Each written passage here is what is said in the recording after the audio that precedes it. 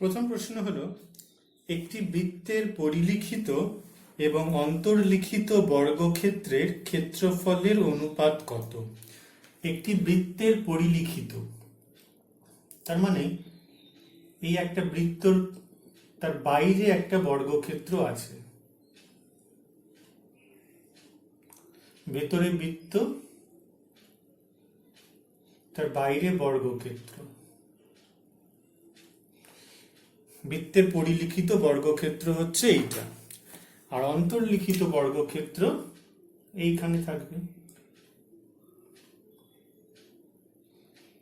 ঠিক আছে, এদের ক্ষেত্রফলের অনুপাত জানতে চাইছে। আমরা প্রথমে ধরে নিচ্ছি বৃত্তটির ব্যাসার্ধ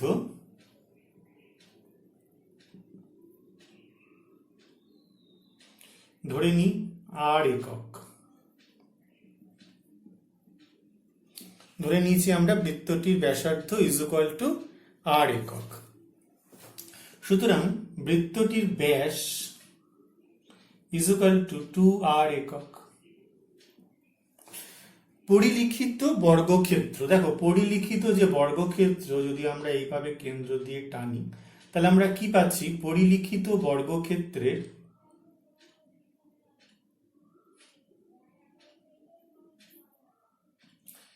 বাহু ইজ ইকুয়াল টু আমরা কি পেয়ে যাচ্ছি? বৃত্তের ব্যাস ইজ ইকুয়াল টু 2r একক। সুতরাং ক্ষেত্রফল হয়ে যাবে আমাদের 2r হোল স্কোয়ার বর্গ একক is equal two 4r square বর্গ একক।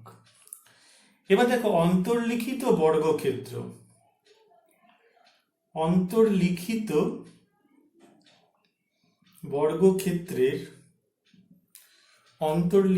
বর্গক্ষেত্রের কি আছে এখানে? দেখো কর্ণ ইজ ইকুয়াল টু বৃত্তের ব্যাস ইজ ইকুয়াল টু হচ্ছে 2r একক। সুতরাং অন্তর্লিখিত বর্গক্ষেত্রের বাহু কত হবে? কর্ণ বাই √2 হবে, তাহলে 2r বাই √2 একক। তাহলে অন্তর্লিখিত বর্গক্ষেত্রের ক্ষেত্রফল ইজ ইকুয়াল টু হবে 2r বাই √2 হোল স্কোয়ার বর্গ একক। তাহলে কত যাচ্ছে? 4r স্কোয়ার বাই 2 বর্গ একক, মানে 2r স্কোয়ার বর্গ একক। ঠিক আছে, 2r স্কোয়ার মানে হচ্ছে 2r এর হোল স্কোয়ার মানে হচ্ছে 4r স্কোয়ার, আর √2 স্কোয়ার মানে ইজ ইকুয়াল টু হচ্ছে আমাদের 2, তাহলে হচ্ছে 2r স্কোয়ার বর্গ একক। সুতরাং ক্ষেত্রফলের অনুপাত কত হবে? ক্ষেত্রফলের অনুপাত ইজ ইকুয়াল টু হয়ে যাবে আমাদের 4r square is two 2r square, মানে 4:2 মানে 2:1। ঠিক আছে, সবাই বুঝতে পেরেছ?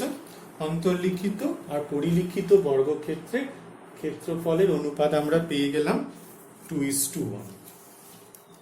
নেক্সট, পরের প্রশ্ন লেখো, একটি সমবাহু ত্রিভুজের পরিলিখিত এবং অন্তর্লিখিত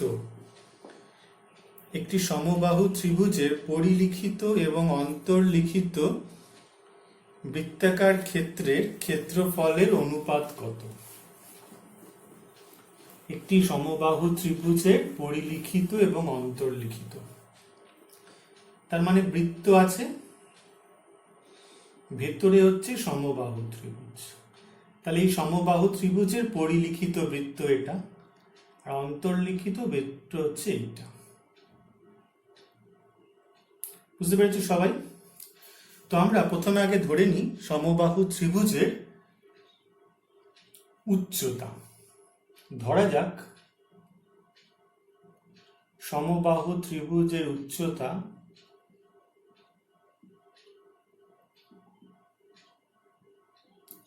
ইজ ইকুয়াল টু h একক।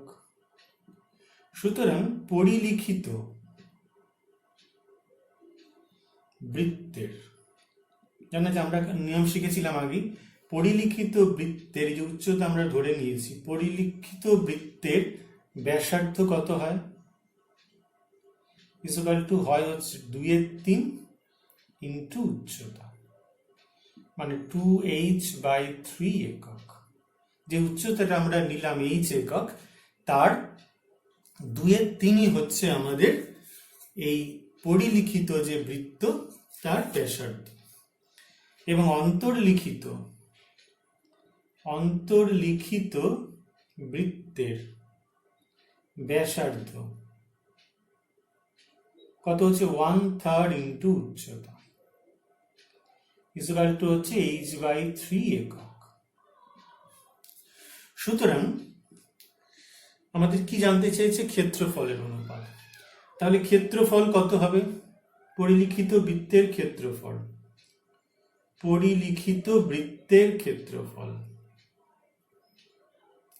ইকুয়াল টু নিয়ম কি ছিল? পাই ইন্টু ব্যাসার্ধ স্কোয়ার, তাহলে pi into 2h/3 whole square বর্গ একক। তাহলে এখানে কত যাচ্ছে? 4 পাই h স্কোয়ার বাই 9 বর্গ একক। আর অন্তর্লিখিত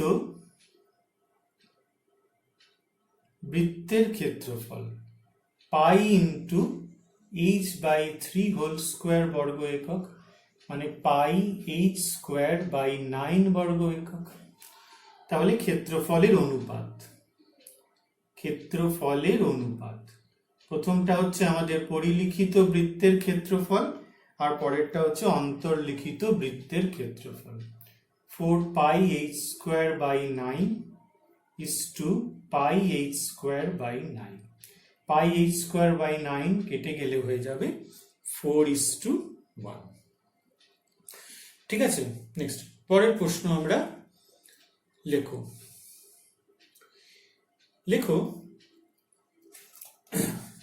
3 সেন্টিমিটার, 4 সেন্টিমিটার এবং 5 সেন্টিমিটার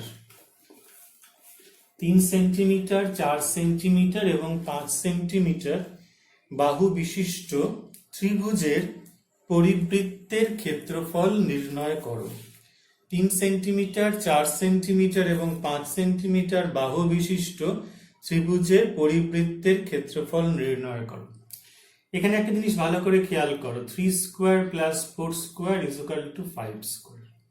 তাহলে 3 সেন্টিমিটার, এই যে ত্রিভুজটা আমরা নিচ্ছি তার দুটি বাহুর বর্গের সমষ্টি, দুটি বাহুর দৈর্ঘ্যের বর্গের সমষ্টি, এটা হচ্ছে আমাদের তৃতীয় যে বাহু, সেই বাহুর দৈর্ঘ্যের বর্গের সাথে সমান। তাহলে পিথাগোরাসের বিপরীত উপপাদ্য থেকে বলা যায় ত্রিভুজটি সমকোণী হবে। কি লিখবো আমরা? পিথাগোরাসের বিপরীত উপপাদ্য থেকে বলা যায় ত্রিভুজটি সমকোণী হবে। পিথাগোরাসের বিপরীত উপপাদ্যটা কি ছিল? একটি ত্রিভুজের যে কোনো দুটি বাহুর দৈর্ঘ্যের বর্গের সমষ্টি তৃতীয় বাহুর দৈর্ঘ্যের বর্গের সাথে সমান হলে ত্রিভুজটি একটি সমকোণী ত্রিভুজ হবে। তাহলে এইটাই হচ্ছে আমাদের সমকোণী ত্রিভুজ। এই বাহুটা হচ্ছে 3 সেন্টিমিটার, এটা 4 সেন্টিমিটার, এটা 5 সেন্টিমিটার। ছবি আঁকানোর দরকার নেই, আমরা বোঝার জন্য ছবি আঁকলাম। তো আমরা একটা জিনিস কি জানি, যে একটি সমকোণী ত্রিভুজের পরিবৃত্তের ব্যাসার্ধ, সমকোণী, এটা কিন্তু খুব জরুরি জানা, সমকোণী ত্রিভুজের পরিবৃত্তের, আগে ব্যাস লিখি, পরিবৃত্তের ব্যাস ইকুয়াল টু হয় হচ্ছে অতিভুজের দৈর্ঘ্য। তার মানে এখানে কত সেন্টিমিটার? 5 সেন্টিমিটার। আমরা যদি একটা বৃত্ত আঁকি এখানে 3টে কৌণিক বিন্দু দিয়ে, তাহলে আমাদের এই ত্রিভুজটার ব্যাস হয়ে যাবে এই বাহুটা, অতিভুজটা। সুতরাং ব্যাসার্ধ কত হয়ে যাবে? 5-এর 2 সেন্টিমিটার, অর্ধেক। সুতরাং ক্ষেত্রফল হয়ে যাবে পাই ইন্টু ব্যাসার্ধ square equal to pi into 5/2 এর হোল স্কোয়ার বর্গ সেন্টিমিটার। তাহলে 25 পাই বাই 4 বর্গ সেন্টিমিটার। এটাই হচ্ছে আমাদের এই ত্রিভুজটির পরিবৃত্তের ব্যাসার্ধের দৈর্ঘ্য। নেক্সট পরের প্রশ্ন লেখো। পরের প্রশ্নটি হলো, আচ্ছা এই অঙ্ক আমরা আগেও করেছি, আবার লেখো বলছে যে একটি আয়তক্ষেত্র আছে, ঠিক আছে, এই আয়তক্ষেত্রের দৈর্ঘ্য হচ্ছে 48 সেন্টিমিটার এবং প্রস্থ 40 সেন্টিমিটার। আয়তক্ষেত্রের দৈর্ঘ্য 48 সেন্টিমিটার, প্রস্থ হচ্ছে আমাদের 40 সেন্টিমিটার। ছবি একবার আঁকি আয়তক্ষেত্র।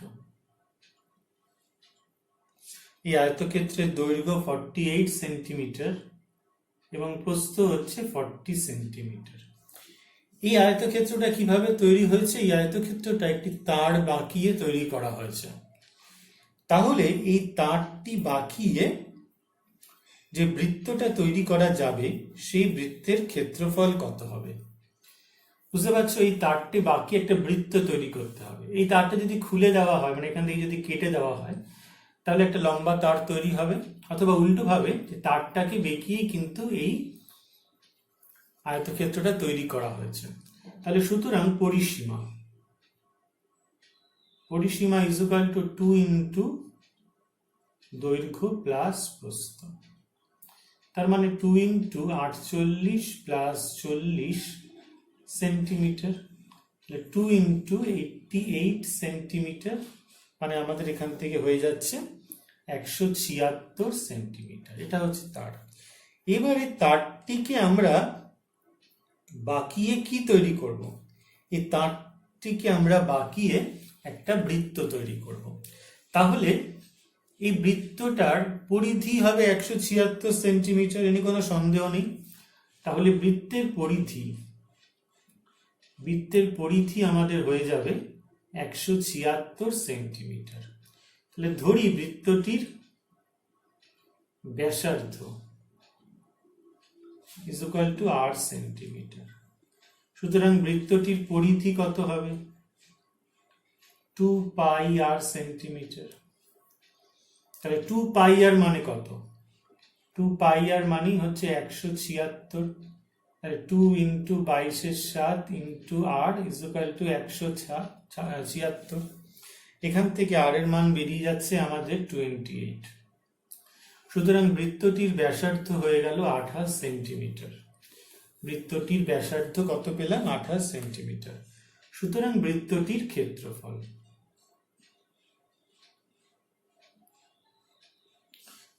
ক্ষেত্রফল হয়ে গেল আমাদের পাই ইন্টু ব্যাসার্ধ স্কোয়ার। আমরা জানি সূত্র। তাহলে 22/7 ইন্টু 28 স্কোয়ার সেন্টিমিটার স্কোয়ার। কিভাবে করব? 22/7 ইন্টু 28 ইন্টু 28 বর্গ সেন্টিমিটার, 4 দিয়ে কাটবো। তাহলে 22 ইন্টু 4 ইন্টু 28, এটা আমরা হিসাব করে দেখব 2464 বর্গ সেন্টিমিটার হবে। 2464 বর্গ সেন্টিমিটার, অর্থাৎ এই বৃত্তটির ক্ষেত্রফল হয়ে যাবে 2464 বর্গ সেন্টিমিটার। পরের প্রশ্ন আসছি। বলছে একটি অর্ধবৃত্তাকার জমি আছে, তার চারদিকে অর্ধবৃত্তাকার জমি, ভালো করে বোঝো, অর্ধবৃত্তাকার জমি আছে। এই অর্ধবৃত্তাকার জমিকে চারদিকে বেড়া দিয়েছে, প্রতি মিটারে 18.50 টাকা খরচ হয়েছে। তাহলে মোট খরচ হয়েছে 2664 টাকা। 18.50 টাকা হিসেবে মোট 2664 টাকা খরচ হয়েছে। এবার বলছে ওই অর্ধবৃত্তাকার জমিতে প্রতি বর্গমিটারে 32 টাকা হিসেবে যদি চাষ করতে হয় তাহলে কত টাকা খরচ হবে? তার মানে কি, প্রথমে বেড়া দিয়েছে, মানে কি এই পরিসীমা বরাবর বেড়া দিয়েছে। আমরা আগে ধরে নিই এই অর্ধবৃত্তের ব্যাসার্ধ, অর্ধবৃত্তাকার জমির ব্যাসার্ধ 8 মিটার। তাহলে পরিসীমা কত হবে?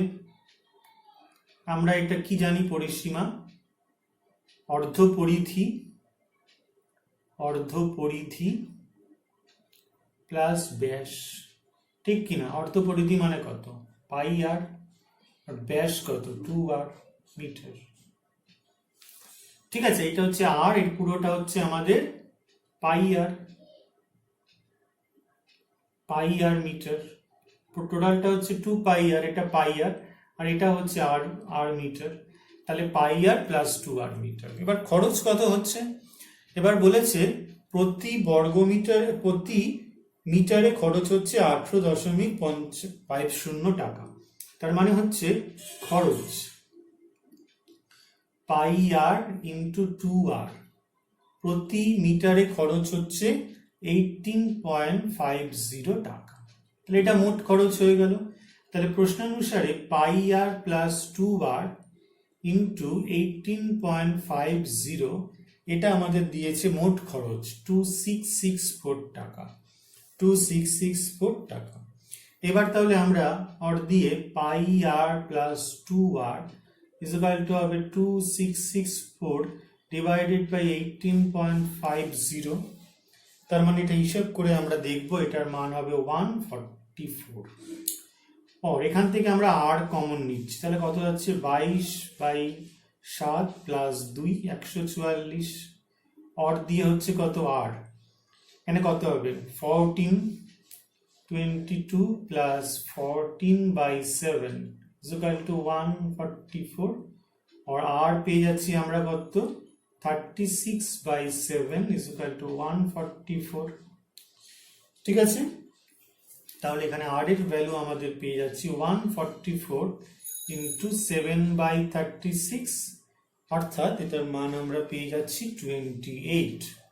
অর্থাৎ এই অর্ধবৃত্তের ব্যাসার্ধ আমরা পেয়ে গেলাম 28 মিটার। তাহলে অর্ধবৃত্তের ক্ষেত্রফল,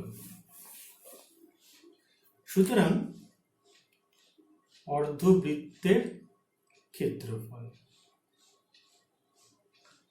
পুরো বৃত্তের ক্ষেত্রফল পাই আর স্কোয়ার, তাহলে অর্ধবৃত্তের ক্ষেত্রফল হাফ ইন্টু পাই আর স্কোয়ার বর্গ মিটার, মিটার স্কোয়ার, তাহলে হাফ 22/7, এটা কত হচ্ছে 28 স্কোয়ার বর্গ মিটার। এটা ক্যালকুলেশন করব, আমরা দেখব 1232 মিটার স্কোয়ার হচ্ছে 1232 বর্গ মিটার। এবার বলেছে কি প্রত্যেক বর্গ মিটারে খরচ হচ্ছে আমাদের 32 টাকা, তাহলে মোট খরচ 32 ইন্টু 1232 টাকা। দেখো 1 মিটারে খরচ হচ্ছে 32 টাকা, তাহলে এত বর্গ মিটারে খরচ হচ্ছে 32 ইন্টু 1232 টাকা, মানে হচ্ছে 39424 টাকা, 39424 টাকা। ঠিক আছে, এটা একটা ভীষণ ইম্পর্টেন্ট অঙ্ক, কিন্তু ভালো করে এটা আমরা আশা করি তোমরা বুঝতে পেরেছো। এবার যে প্রশ্নটি আসছি সেটা লেখো, সেটা হচ্ছে একটি বৃত্তাকার মাঠের বাইরের চারদিকে সমপরিসরের একটি পথ আছে। একটি বৃত্তাকার মাঠের বাইরের চারদিকে একটি সমপরিসরের পথ আছে। আমরা ছবি আঁকছি।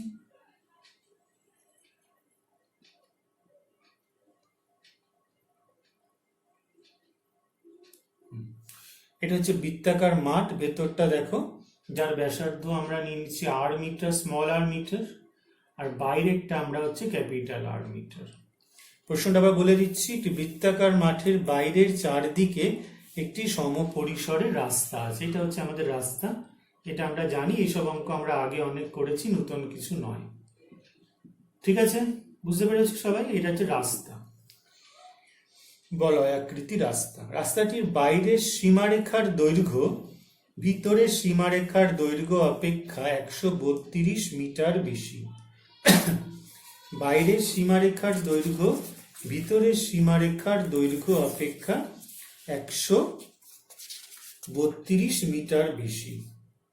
ঠিক আছে, তার মানে কি বাইরের সীমারেখা মানে কি বাইরের পরিধি আর ভেতরের পরিধি, এই দুটো পরিধির অন্তর হচ্ছে 132 মিটার।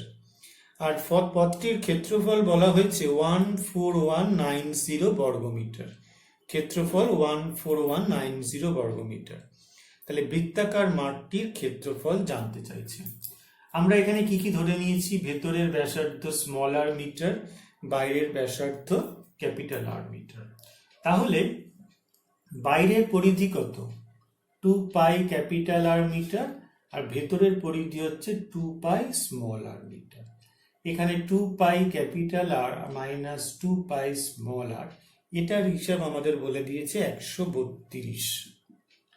এখান থেকে আমরা 2 পাই যদি কমন নিয়ে নিই, মানে 2 ইন্টু 22/7 কমন নিয়ে নিলাম, আর মাইনাস আর ইকুয়াল টু 132। এখান থেকে আর মাইনাস আর ইকুয়াল টু হয়ে যাচ্ছে আমাদের 132 ইন্টু 7/44, মানে আর মাইনাস আর এর মান আমার এখান থেকে বেরিয়ে গেল 21। এটা হচ্ছে 1 নম্বর। আর কি বলেছে? ক্ষেত্রফলের পার্থক্য, তার মানে বলয়টির দৈর্ঘ্য। পুরোটার ক্ষেত্রফল কত? পাই ক্যাপিটাল আর স্কোয়ার বর্গ মিটার, আর ছোটটার কত হচ্ছে? পাই স্মল আর স্কোয়ার বর্গ মিটার।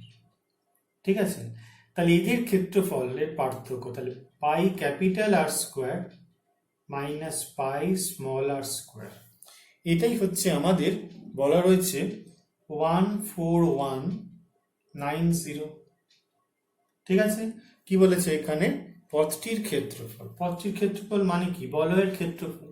তো এটা বলয়াকৃতি পথ, বলয়ের ক্ষেত্রফল আমরা আগে বহুবার শিখেছি, pi capital r square minus pi small r square. তাহলে এখান থেকে পাই 22/7 বাড়লো, এখান থেকে r plus r into r minus r হলো, স্কোয়ার মাইনাস বি স্কোয়ারের সূত্র লিখলাম। এখানে 22/7, আর প্লাস আর কিছু পাইনি, আর মাইনাস আর পেয়েছি 21, তাহলে 14190 হলো। তাই এখান থেকে আমরা আর প্লাস আর এর মান পেয়ে গেলাম 14190 ইন্টু 7/22 ইন্টু 1/21। বড় ক্যালকুলেশন, আমরা ক্যালকুলেশনটা করে রেখেছি আগে থেকে, ক্যালকুলেশনটা হচ্ছে 215। তাহলে আর প্লাস আর হচ্ছে 215, আর মাইনাস আর হচ্ছে 21। তাহলে আমাদের কি জানতে চেয়েছিল প্রশ্নে জানতে চেয়েছিল যে মাঠটির ক্ষেত্রফল, তাহলে স্মল আর জানতে চাইছিল। তাহলে 1 মাইনাস 2 করে দিচ্ছি, সরি 2 মাইনাস 1 করে দিচ্ছি, 2 মাইনাস 1। এটা করলে আমরা কি পাবো?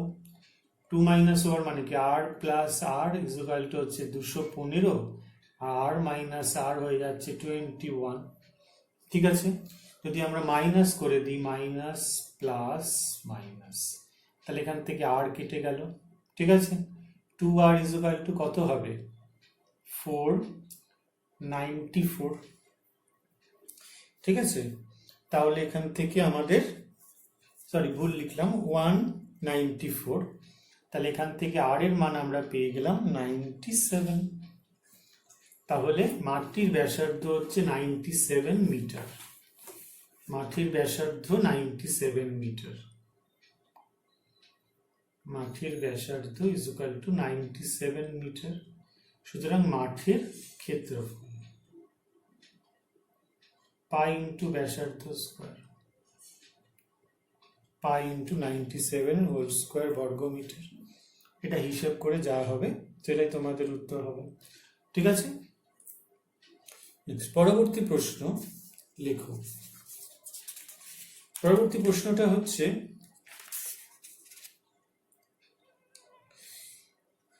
একটি বৃত্তাকার মাঠের ক্ষেত্রফল 154 বর্গ সেন্টিমিটার। প্রশ্নটা লেখো। একটি বৃত্তাকার মাঠের ক্ষেত্রফল 154 বর্গ সেন্টিমিটার। বৃত্তাকার মাঠটির পরিলিখিত বর্গক্ষেত্রের পরিসীমা ও ক্ষেত্রফল নির্ণয় করো। যদি বর্গক্ষেত্রটি বৃত্তাকার মাঠের অন্তর্লিখিত হতো তাহলে বর্গক্ষেত্রটির পরিসীমা ও ক্ষেত্রফল নির্ণয় করো। ঠিক আছে, বৃত্তাকার মাঠ, তার পরিলিখিত বর্গক্ষেত্র, আমরা একটা একটা করে করব। বৃত্তাকার মাঠ তার পরিলিখিত, এই অঙ্কটা আমরা প্রথমেই করেছিলাম একদম। ঠিক আছে, আগের ভিডিওর প্রথম দিকে অঙ্কটা করা হয়েছিল। একটি বৃত্তাকার মাঠ, তার ক্ষেত্রফল 154 বর্গ সেন্টিমিটার। তাহলে আমি ব্যাসার্ধ ধরে নিচ্ছি 8 সেন্টিমিটার। সুতরাং ক্ষেত্রফল হচ্ছে পাই আর স্কোয়ার বর্গ সেন্টিমিটার।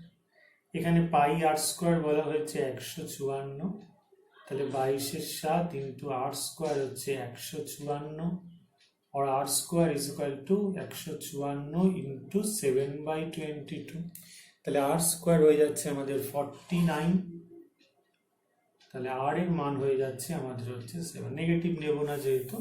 সুতরাং বৃত্তের ব্যাসার্ধ ইজ ইকুয়াল টু 7 সেন্টিমিটার।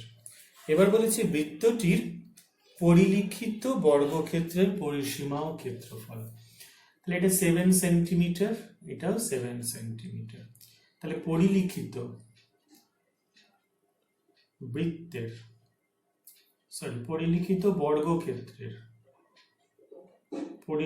বর্গক্ষেত্রের কি দেওয়া হয়েছে, কি জানতে চায়?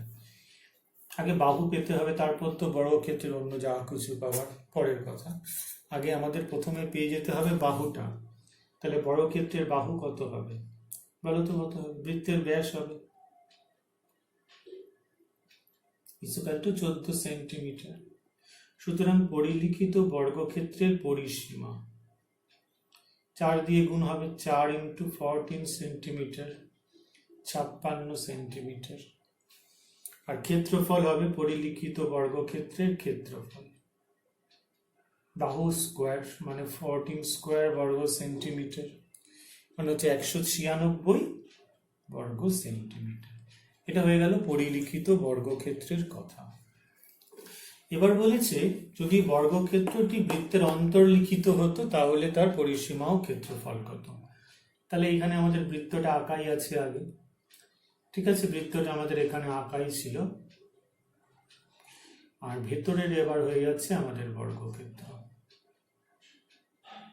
তাহলে এই বর্গক্ষেত্রটির কর্ণ কি বলো? অন্তর্লিখিত বর্গক্ষেত্রের কর্ণ কত হবে? বৃত্তের ব্যাস। মানে কত হচ্ছে? বৃত্তের ব্যাস কত দেওয়া ছিল? বৃত্তের ব্যাসার্ধ 7 সেন্টিমিটার পেয়েছিলাম, তাহলে ব্যাস হয়ে যাচ্ছে 14 সেন্টিমিটার। তাহলে অন্তর্লিখিত বর্গক্ষেত্রের বাহু কি সূত্র? কর্ণ বাই √2, মানে 14/√2 সেন্টিমিটার। এটাকে ছোট করব কি করে? ওপর নিচে আমরা √2 দিয়ে গুণ করব, ওপরেও একটা √2 দিয়ে গুণ করব, নিচে। তাহলে কত যাচ্ছে? 14√2 স্কোয়ার মানে হচ্ছে 2 সেন্টিমিটার, তাহলে হচ্ছে 7√2 সেন্টিমিটার। তাহলে অন্তর্লিখিত বর্গক্ষেত্রের পরিসীমা কত বলো? 4 ইন্টু 7√2 সেন্টিমিটার, 28√2 সেন্টিমিটার। অন্তর্লিখিত বর্গক্ষেত্রের ক্ষেত্রফল বাহু স্কোয়ার 7√2 হোল স্কোয়ার বর্গ centimetre, 749 into 2 square centimetre, 98 square centimetre. ঠিক আছে, এটা কিন্তু ইম্পর্টেন্ট অঙ্ক আমাদের, এটা কিন্তু খুব বুঝে বুঝে কিন্তু অঙ্কটা করতে হবে। ঠিক আছে, সবাই ঠিক করে বুঝতে পেরেছো? তাহলে প্রশ্ন লেখো, একটি সমবাহু ত্রিভুজের পরিবৃত্তের ক্ষেত্রফল 162 বর্গ সেন্টিমিটার। একটি সমবাহু ত্রিভুজ, তার পরিবৃত্ত, সমবাহু ত্রিভুজের পরিবৃত্তের অঙ্ক কিন্তু আমরা আগেও করেছি। কি ছিল আমাদের সমবাহু ত্রিভুজের পরিবৃত্তের অঙ্ক? বলেছে একটি সমবাহু ত্রিভুজের পরিবৃত্তের ক্ষেত্রফল 162 বর্গ সেন্টিমিটার। সমবাহু ত্রিভুজটির প্রত্যেকটি বাহুর দৈর্ঘ্য নির্ণয় করো। তাহলে সমবাহু ত্রিভুজটির প্রত্যেকটি বাহুর দৈর্ঘ্য আমাদের এখানে নির্ণয় করতে বলেছে। তাহলে ধরা যাক সমবাহু ত্রিভুজটির প্রতিটি বাহুর দৈর্ঘ্য a সেন্টিমিটার। সুতরাং উচ্চতা কত? √3/2 ইন্টু বাহু, মানে √3/2 ইন্টু a সেন্টিমিটার। তাহলে পরিবৃত্তের ব্যাসার্ধ কত হয়? পরিবৃত্তের ব্যাসার্ধ আমরা কিন্তু জানি, আমরা কিন্তু করেছি, কত হয় 2/3 ইন্টু উচ্চতা, তাহলে 2/3 ইন্টু √3/2 ইন্টু a সেন্টিমিটার, মানে এখান থেকে হয়ে গেল √3a/3 সেন্টিমিটার, √3a/3 সেন্টিমিটার। তাহলে ক্ষেত্রফল কত পেয়ে গেলাম, পাই ইন্টু ব্যাসার্ধ স্কোয়ার, তাহলে পাই ইন্টু √3a/3 বর্গ সেন্টিমিটার। তাহলে পাই এখানে কত হচ্ছে 3a স্কোয়ার আর হচ্ছে 9 স্কোয়ার সেন্টিমিটার, মানে হচ্ছে পাই স্কোয়ার/3 স্কোয়ার সেন্টিমিটার। এখানে কত ক্ষেত্রফল দেওয়া রয়েছে আমাদের প্রশ্নের ক্ষেত্রফল কি দেওয়া ছিল বলতো, 462। তাহলে আমরা এটা লিখলাম প্রশ্নানুসারে 22/7 ইন্টু 1/3 স্কোয়ার 462, और স্কোয়ার ইকুয়াল টু হবে 462, 22/7 উল্টে গিয়ে হয়ে গেল 7/22 আর 3টা ওপরে চলে গেল। এটা ক্যালকুলেশন করে আমাদের দেখবো স্কোয়ারের মান বেরোবে 441। তাহলে অর ই ইকুয়াল টু হয়ে যাবে √441, ধনাত্মক মান গ্রহণ করব যেহেতু এর মানটা নেগেটিভ হবে না, 0 হবে না। তাহলে ই ইকুয়াল টু পেয়ে গেলাম আমরা 21। তাহলে সমবাহু ত্রিভুজের বাহু হয়ে গেল আমাদের 21 সেন্টিমিটার। পরের প্রশ্ন, একটি তারকে দুটি সমান অংশে কাটা হলো, একটি অংশকে বর্গাকারে এবং অপর অংশটিকে বৃত্তাকারে বাঁকানো হলো। বৃত্তাকার তারটি বর্গাকার তারটির থেকে 33 বর্গ সেন্টিমিটার বেশি জায়গা নিলে তারটির প্রকৃত দৈর্ঘ্য কত? ভালো করে বুঝে নাও, একটি তারকে দুটো সমান অংশে কাটা হচ্ছে। আমি ধরে নিচ্ছি তারটির সম্পূর্ণ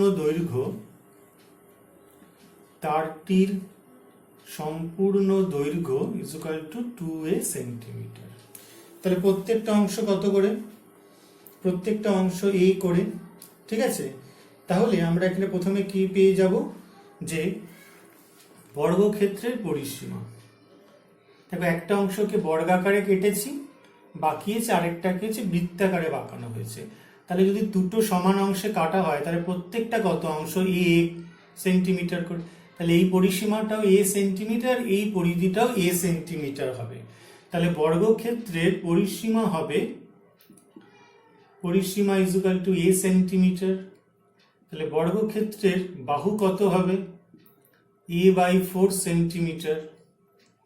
তাহলে বর্গক্ষেত্রের ক্ষেত্রফল কত হবে, বাহু স্কোয়ার মানে a/4 এর হোল স্কোয়ার বর্গ সেন্টিমিটার, মানে a²/16 বর্গ সেন্টিমিটার। ঠিক আছে, a²/16 বর্গ সেন্টিমিটার। আবার দেখো বৃত্তের পরিধি, বৃত্তের পরিধি কত হবে, বৃত্তের পরিধিও a সেন্টিমিটার হবে, কারণ দুটো তারকে কাটা হয়েছে সমানভাবে। তাহলে বৃত্তটির ব্যাসার্ধ কত হবে, আমরা একবারে করে নিচ্ছি 2π, আর যদি a হয় তাহলে ব্যাসার্ধ কত হবে, a/2π সেন্টিমিটার, a/2π সেন্টিমিটার। তাহলে ক্ষেত্রফল কত হবে, পাই ব্যাসার্ধ স্কোয়ার a/2π এর হোল স্কোয়ার বর্গ সেন্টিমিটার। তাহলে এখান থেকে কাটলে হয়ে যাবে a²/4π বর্গ সেন্টিমিটার। ঠিক আছে, a²/4π বর্গ, পাইয়ের মান যদি আমরা এখানে বসাই 22/7, তাহলে এখানে হয়ে যাবে 7a²/88 বর্গ সেন্টিমিটার। তাহলে কার ক্ষেত্রফল এখানে বেশি বলেছে, এখানে বৃত্তের ক্ষেত্রফল বেশি বলেছে। তাহলে সুতরাং 7a² কার থেকে বেশি বলেছে, a²/16, অর্থাৎ বর্গক্ষেত্রের ক্ষেত্রফলের থেকে বেশি 33। এখানে লসাগু হয়ে যাবে আমাদের 88 আর 16 লসাগু হয়ে যাবে 176। তাহলে হয়ে যাবে এখানে 14a² minus 11a² equal to 33। তাহলে এখানে হয়ে যাচ্ছে 3a² হয়ে যাবে 33 ইন্টু 176, মানে a² হয়ে যাবে এখান থেকে 11 ইন্টু 176। ঠিক আছে, 11 ইন্টু 176 ক্যালকুলেশন করে আমরা এখান থেকে পেয়ে যাব যে দেখো এটা হচ্ছে এ স্কোয়ার ইজুকাল টু হচ্ছে 11, আর এটা মানে হচ্ছে 11 ইন্টু 16 হবে। ঠিক আছে, তার মানে এ ইজুকাল টু কত হবে, দুটো 11 থেকে একটা 11, আর 16 থেকে 4 মানে 44। তাহলে তারটির প্রকৃত দৈর্ঘ্য কত হবে, তারটি অর্ধেক হচ্ছে এ সেন্টিমিটার করে, তাহলে প্রকৃত দৈর্ঘ্য কত ধরেছিলাম, তারটির দৈর্ঘ্য হবে, তারটির দৈর্ঘ্য ইজুকাল টু আমরা 2a সেন্টিমিটার ধরেছিলাম, তাহলে 2 ইন্টু 44 সেন্টিমিটার মানে হচ্ছে 88 সেন্টিমিটার। ঠিক আছে, তারটি হচ্ছে 88 সেন্টিমিটার দৈর্ঘ্য বিশিষ্ট।